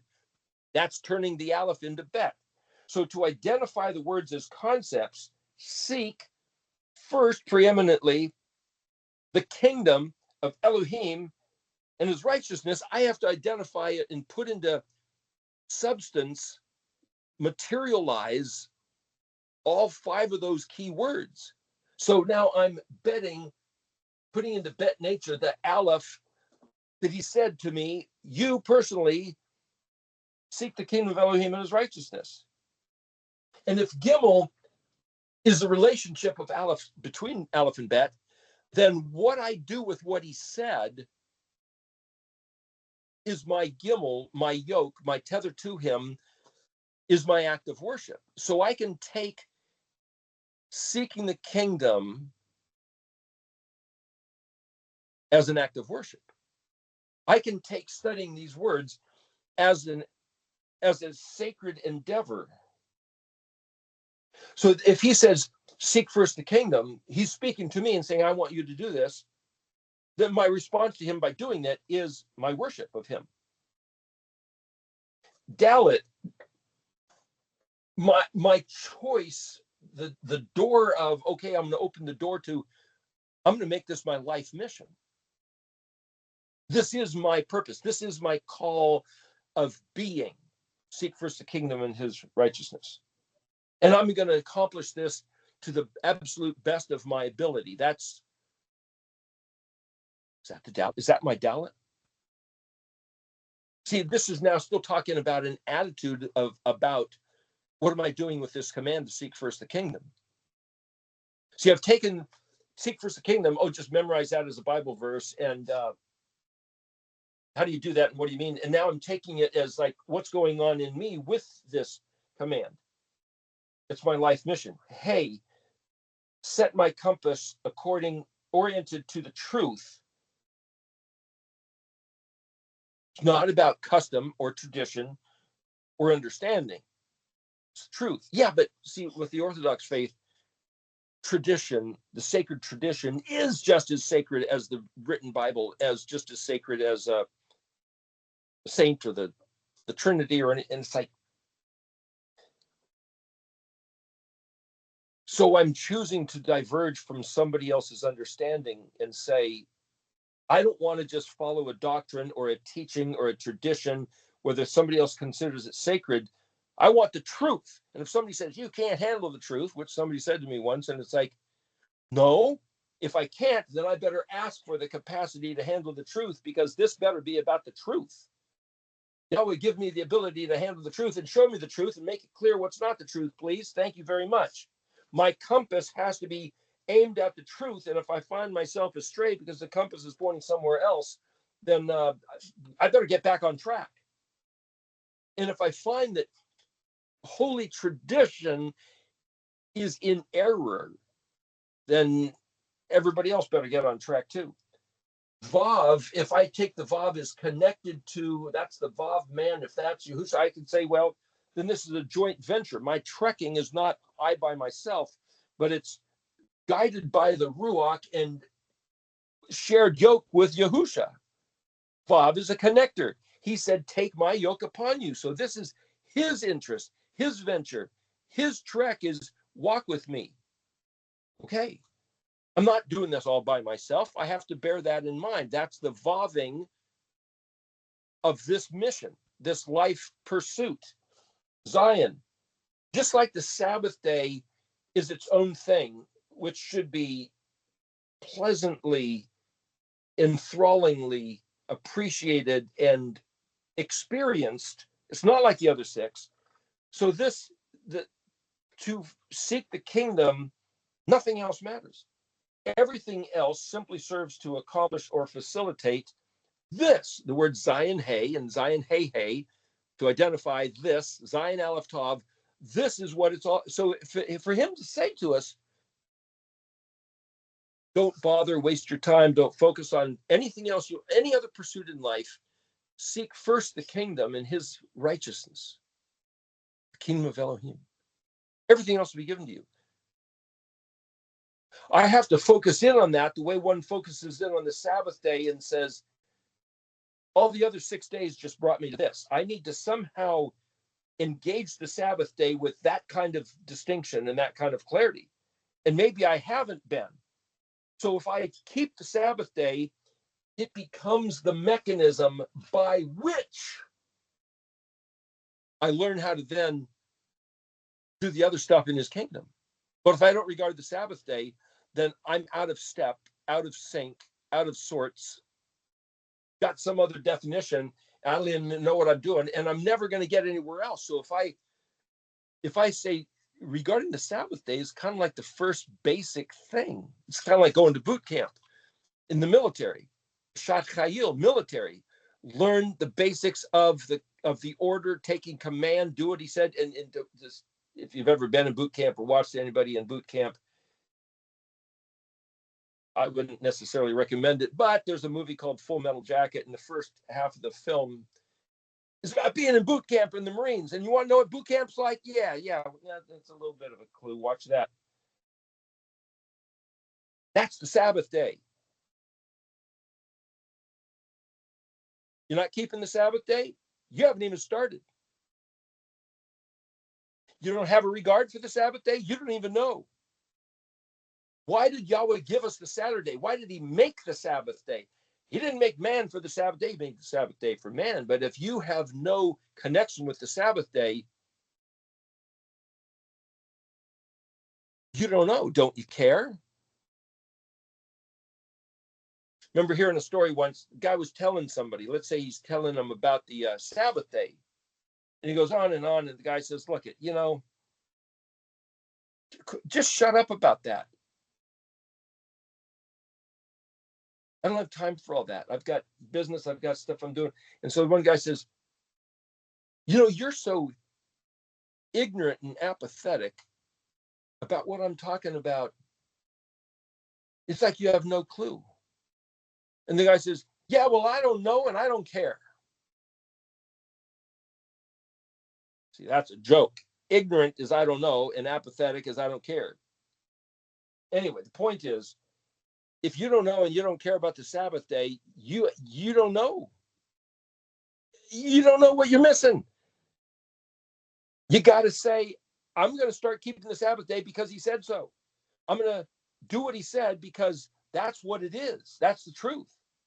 Yeah, but Jesus said I could. No, your preacher told you that Paul said Jesus said that you could, or something like that. But what did he say?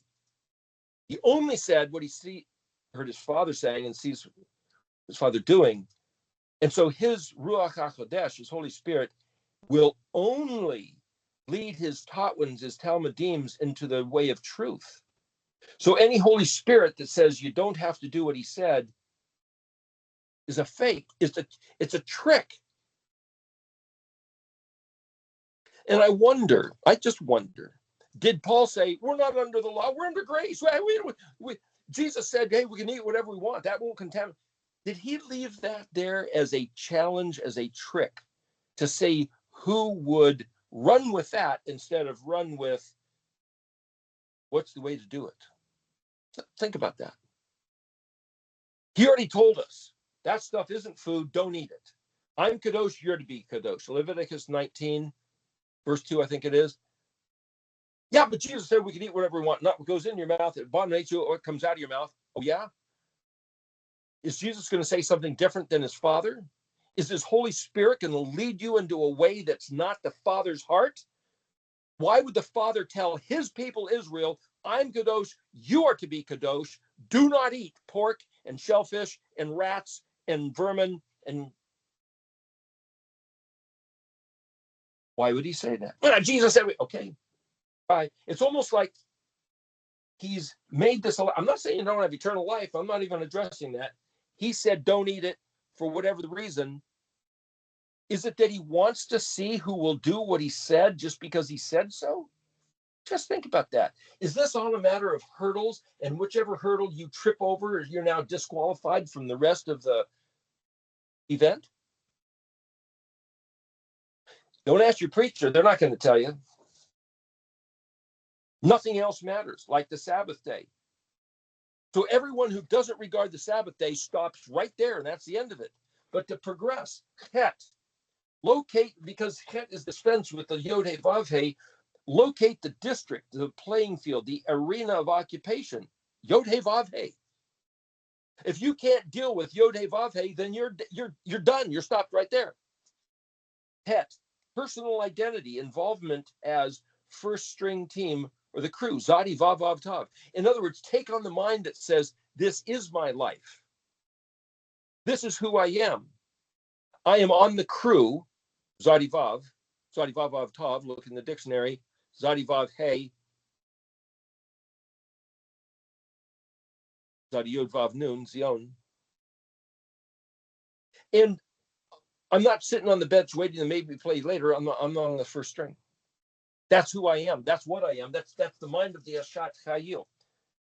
Yod, my ballywick is mine, significant to the association. See, it's a crew. It's not just me, but I've got one task that nobody else has. And I need to put my hand to the task, and this is mine, and this is what I'm responsible for. It's taking on the mind of the HMShYCx, seeking the kingdom, seeking to be of the kingdom, and expanding the kingdom as if the kingdom was a ship and we're the crew on the ship. Because when he calls himself Ani Yahuah, Aleph Nun Yod, that word Ani is like the admiral of the fleet, the captain of the ship, the commander of military forces. The word Yahuah Zavot is military legions. This whole thing is a militaristic metaphor. Ashat Chayil. Kaf, Constitution, Playbook, Handbook, Rules of Engagement, the protocols. If you're on a football team and the first thing they give you is saying, these are the plays, this is what our team does. And if you have a certain formation in the backfield with the wishbone formation or a halfback and a fullback, or whatever that is, this is the way we're going to run our operations, and this is what we do. Doesn't matter what those other guys do. This is what we do. That's the Torah. Yeah, but Jesus said we don't have to. Hey, that's great. But we, Israel, Yahuah's Ayin Mem, this is what we do. You got to learn that, take that to heart, and become it so you can do it in your sleep. Football practice. Lamed, absolute allegiance, together with one shoulder, as in Zephaniah 3:9. He's going to restore the whole language so that we can all work with Shechem Echad, one shoulder, like in a picture, like on a construction site, a big heavy beam where you might have 10 guys that just, everybody throws themselves on the shoulder and works together in unison. That's the purpose of the one language. So my take on the restored sacred language is, if we all knew what these letters meant and the way they work, and we all have the same frame of mind, we will be worshiping him, working Obed with a singular shoulder. I can picture that. A little different when you've got 80,000 denominations and Catholic and nobody's doing anything together. Mem, what's the attitude of seeking, given all this? Again, jacked up on the throne, maintain the zone. Picture your mem as a kiln. You have to get it up to a temperature.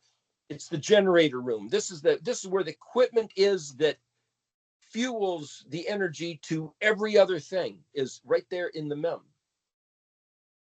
Generator room. There was a room we built once to accommodate a bunch of computer equipment.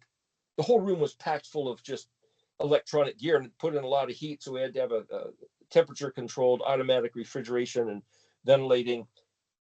It's that kind of thing. It's, you might say, the womb of a woman who wants to be pregnant and has tended to make herself suitable for the best possible outcome. It's the source of everything else, of maintaining everything. See, so these things, these stages of progression are developing towards, like I said, I'm just reading the letters and putting it into the aspect of how do you seek the kingdom.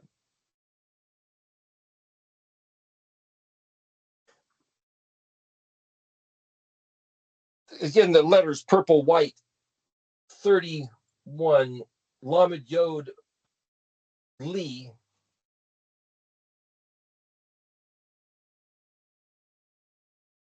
Mine, belonging to me, of me, by me. This is my own consciousness. I mean, everybody has to have their own. If somebody wants to come up with something different, not believe what I'm saying, you better make it your own. Because noon, persist, continue, no dwindling, no fading, no quitting. The word came to my mind, funkitude. Funkitude. What's noon? Noon comes out of the mem. So depending on how your mem is, you can have his seed planted in it. And it's like, if noon is, I'm going to keep this thing going, keep the generator, just keep everything happening. What's a funk? Well, funk can be positive or negative. If you're in a funk, that's a word that means I'm stuck. Writer's block. There's a place called the doldrums. It's a weather condition out in the middle of the Atlantic somewhere where there's no current and there's no wind.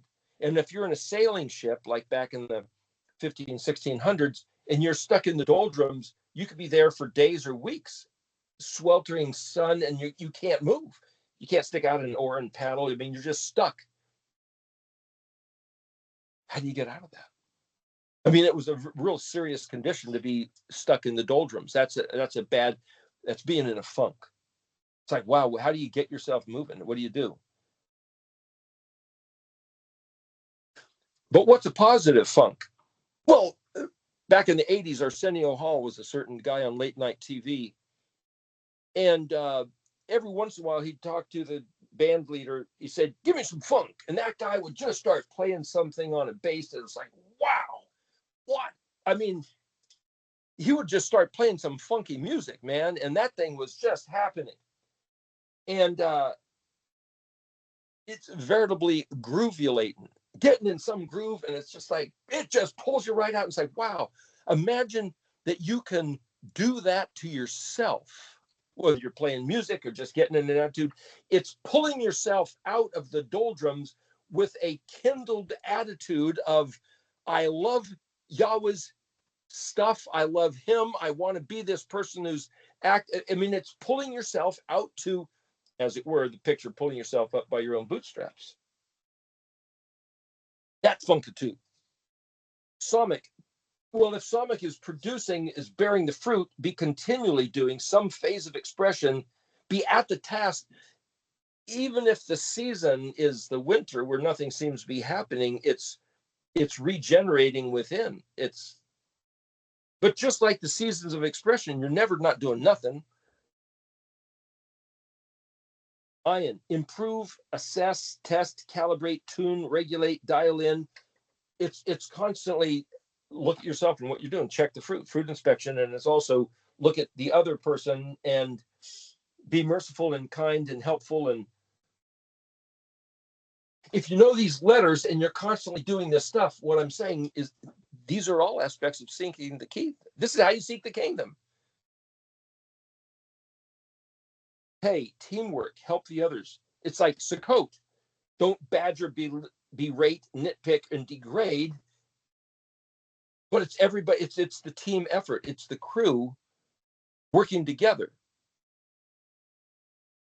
Zadi, like the picture of the American soldiers on Iwo Jima raising the flag. This Zadi, so feet, you could see the flagpole and the flag flying, or the wing of the butterfly out of the chrysalis. It's like hoisting the flag. What's the flag? The colors of the kingdom. Yod He Vav He. Seek first the kingdom. Seek to expand the regard for anybody else to say, here is the reign of the kingdom of Yahweh, where we do what he says, where his will, his ALEF-BEIT, desire, and the things he doesn't want, we don't do. The things he does want is what we do. Herald the colors, the wearing of Zitzio. Hoof. Well, hoof could be seen as this straight and around. Well, you could picture a telescope. You could picture holding a magnifying glass, a microscope. It's the macro. It's after this, the future. It's here and now, the comb. Where, when, how to promote the reign, to expand the singular becoming the multiple. Yeshua rising up and coming back with a whole host. It's like picture the sprout of a flower turning into a dandelion head. So the kuf is like the stem of the dandelion and all those seeds, which a little bump of the wind when they're in a certain state, all of a sudden you've got a 1,000 little seeds floating through the air. That's a kuf picture. Resh, all hail King Yeshua. Hail Yeshua. Lifted up and promoted our King. Now the question is, what's Yahusha compared to Yahweh? I'll address that real quick before we end. Sheen, glory and prestige. See, Sheen is this teeth, fire, that which consumes, that which shines, Shin. Glory and prestige, honor and exaltation. Yahweh's vote, El He Israel, El Shaddai, El Elyon. These are the aspects of the prestige. But see, the only way to regard who is Yeshua compared to El Shaddai or Yeshua compared to the Father is to throw it back into what's Aleph compared to Bet. So somebody made a comment asking, hey, what's this thing with Yeshua? Is he Yahweh or is he not? Let me see if I can clarify. This is very difficult because he made it difficult. The scripture tells us, Yahweh Echad, we have one Elohim, Yahuah. Yahuah is the Shem, the name of our Elohim. Israel, Shema Israel, Yahuah Eloheinu, Yahuah Echad. Singular, only Yahuah. Now, in Isaiah and some other books of the Tanakh there, he says, there is no other. There's only Yahweh Zavot.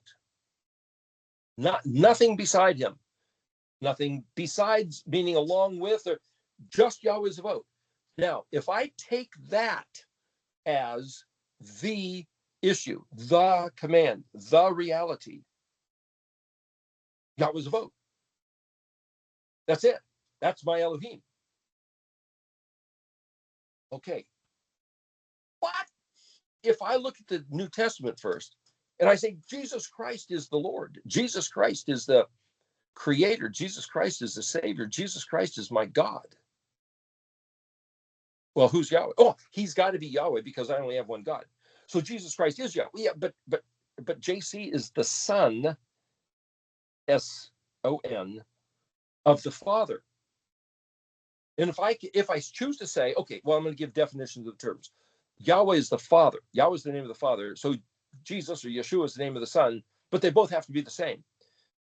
That way I've only got one. Well, for 2,000 years, that concept right there that was coming hammered out in the Council of Nicaea has led to millions of deaths and numerous wars between the Jews and the Muslims and the Christians, because the Jews and the Muslims say that's a bogus kind of retarded sort of, and the Christians say, no, it's spiritually profound and it's so abstract that you can't even put words to it.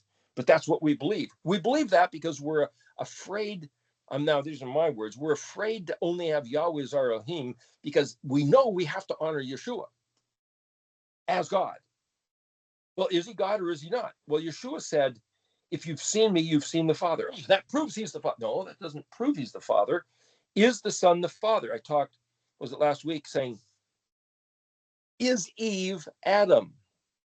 Is the universe God? Well, is the Son the Father? No.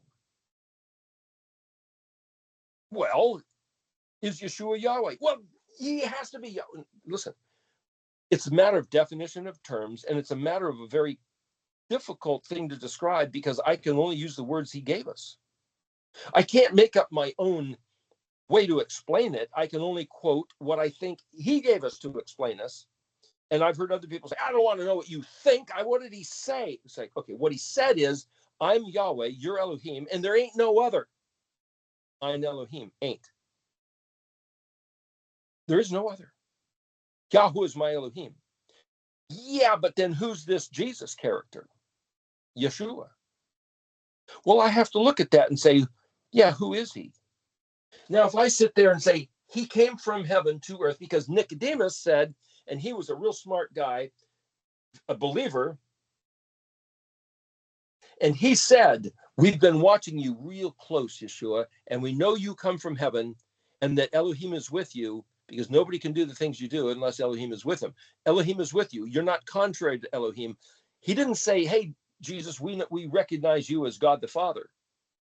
Neither did Yeshua say that to his disciples. The disciples said, show us the Father and it'll be enough. And he says, hey, how long have I been with you? And you still have to ask that question. Don't you recognize me?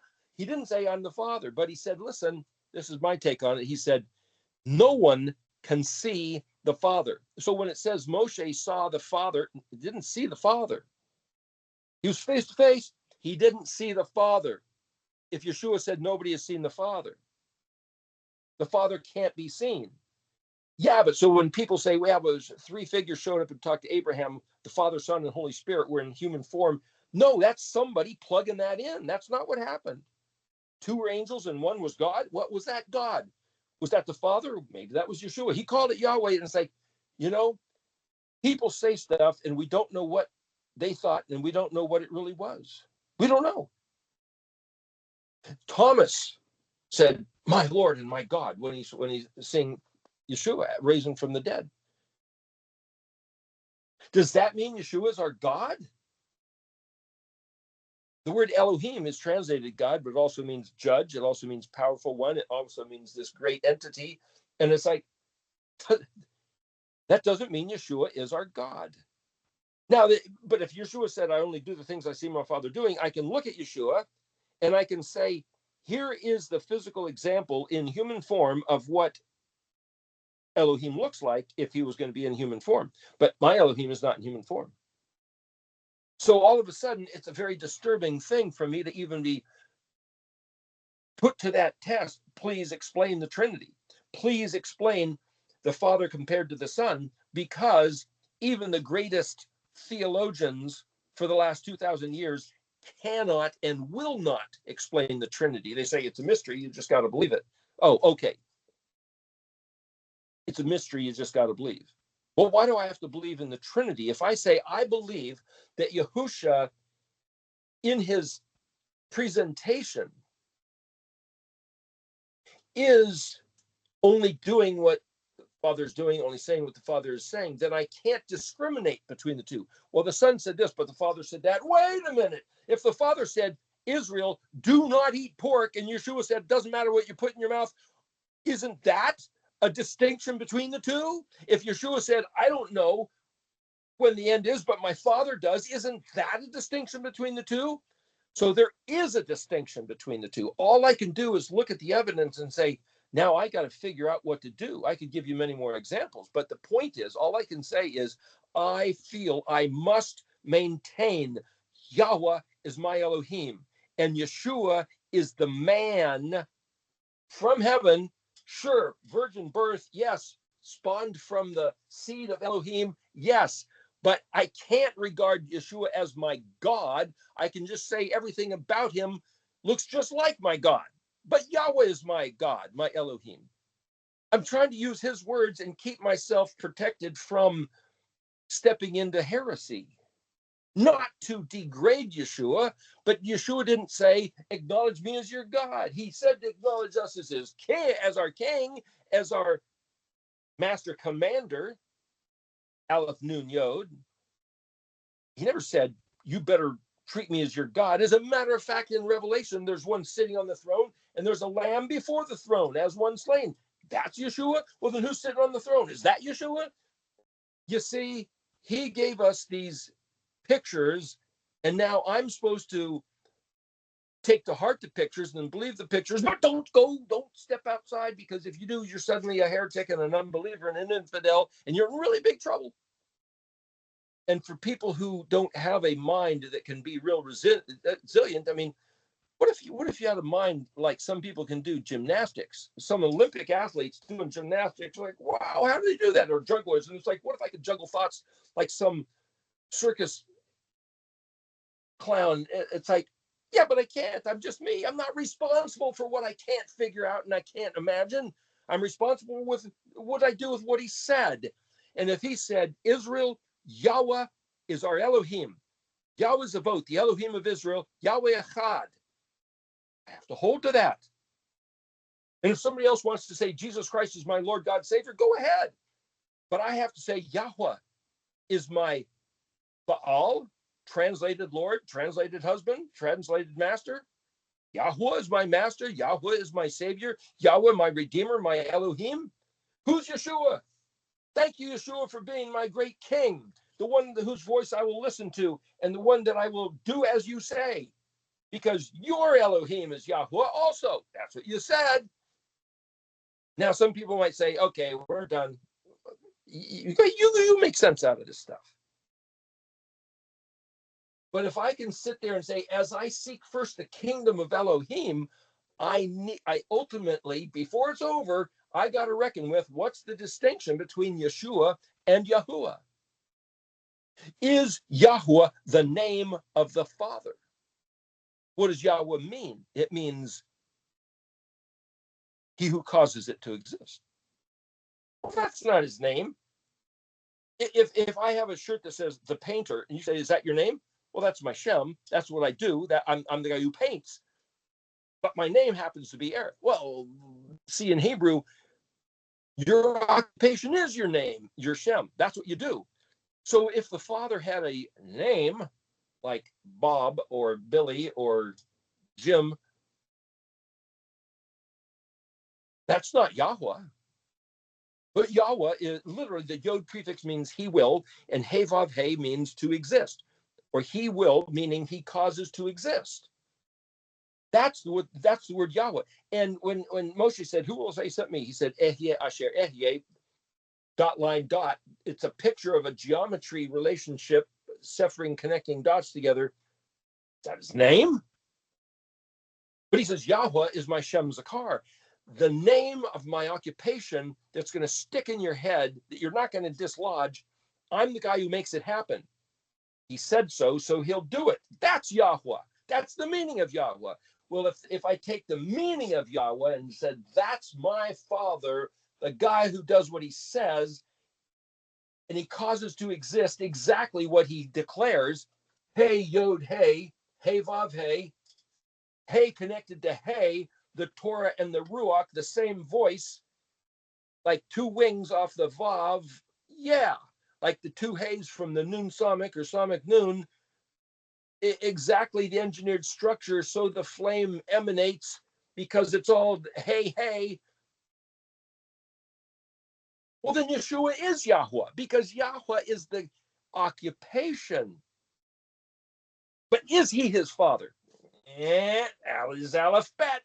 Is Eve Adam? Is the universe God? Is God the universe? No. So I can't say Yeshua is the Father, but they're both Echad in being Yahweh. But see, you have to change the definition of what is Yahweh based on what does it mean.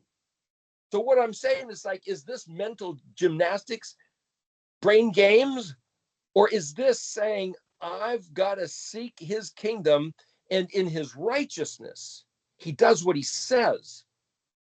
That's Yahweh. He causes to be what he says. So when he says something, that's a dot. That's it. And the line connected, the ayin lamed, the vav, the connecting line is the other dot. For Yeshua to be the dot connected to the dot, that's ehyeh asher ehyeh. For Israel to do what he said for his people to do is dot line dot.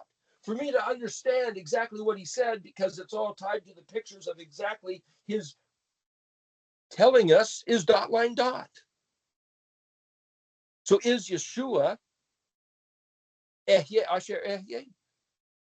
Yeah, which dot is he? Is it the first dot or the second dot? Well, which one? How are we? Where's first? It's the concept. Is the concept of Yahuah, the Father and the Son, Echad? Yes. Which one of them is Yahweh? It's the concept. Going back to what I was saying at the very beginning, and we'll end with this. Is it the exact definition of a word? Is it the concept of each word, each letter? The concept of ALEF-TAV at large. The concept of a shot chayil at large. Let me just say a couple of things.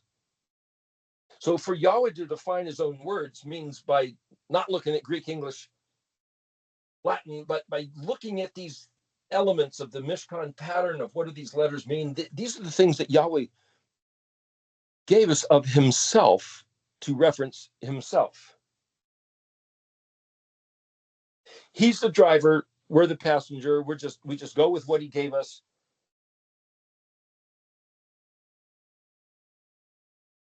To say, is it now you restore the kingdom of Israel to refit or renovate or restore the mem to receive the seed? Look at the thief on the cross. What did he do? As his words were expressed, please remember me. And you come into your camp, and Yeshua said, yeah, you got it.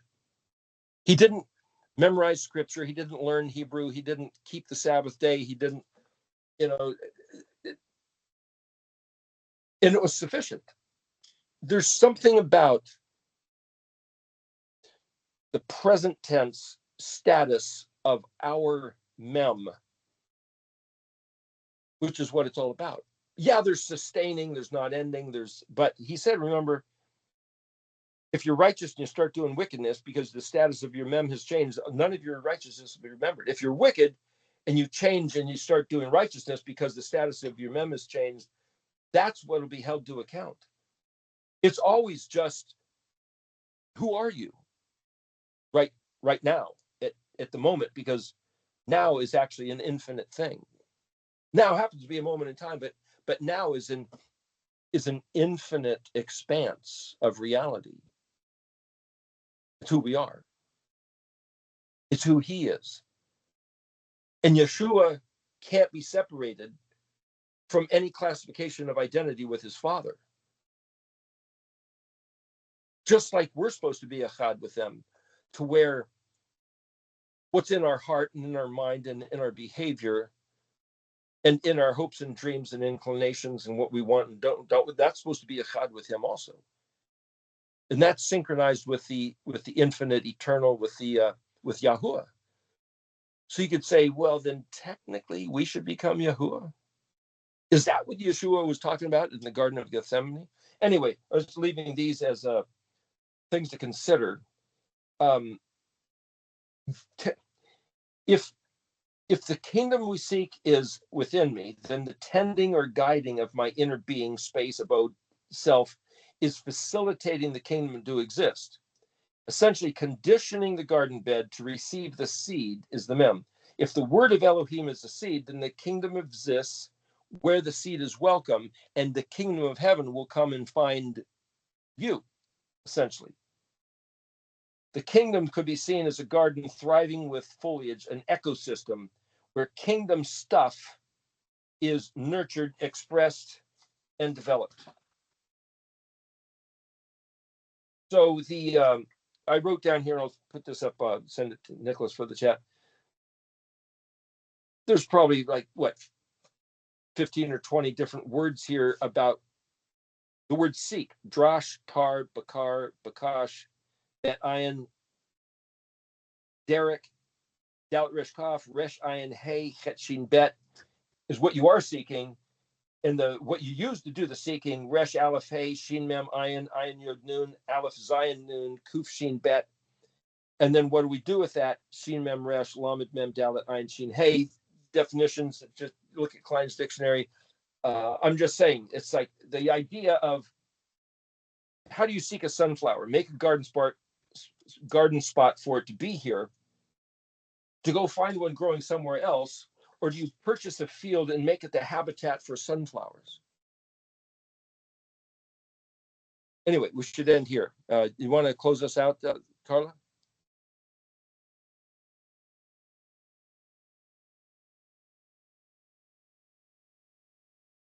Yes. Sorry. Give me a second. Hallelujah, Father.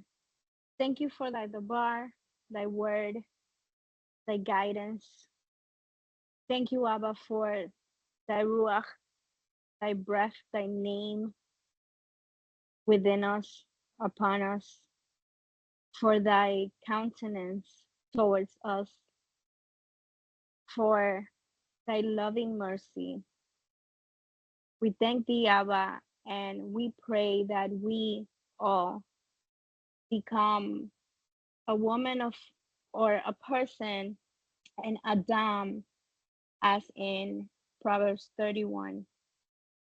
We pray, Abba, that we every day see more clearly what thou hast for us in order to be thy perfect Adam, who thou created us to be, and that we stop making paths for ourselves and that we just follow the path that thou hast put before us.